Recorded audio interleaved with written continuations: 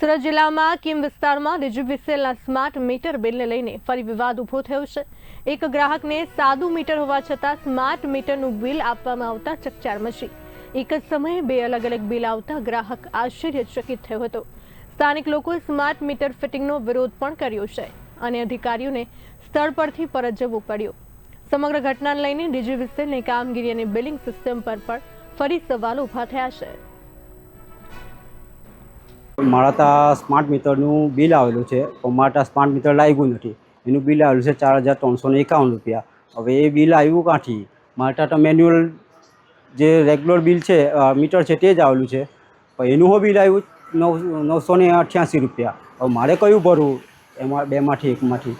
બરાબર છે। ત્યાર પછી મેં રજૂઆત કરવા ગયો તો મને એવું કીધું કે સિસ્ટમમાં થોડીક ભૂલ થઈ ગયેલી છે, એમ કે તમારા બીજા બદલવા જતા હતા એની જગ્યાએ તમારું બદલાઈ ગયેલું છે। હવે સિસ્ટમના લીધે અમારે શું કરવાનું હવે એમાં? બરાબર છે। ત્યાર પછી મને એક મેન્યુઅલી જે આ રેગ્યુલર બિલ ભરું છું તેનું મને બિલ આપ્યું 4 મહિનાનું 988 રૂપિયાનું। બરાબર છે। ત્યાર પછી હું ઓનલાઈન ભરવા જાઉં છું તો મને 4351 પેલું સ્માર્ટ મીટરનું જ બતાવે છે હવે।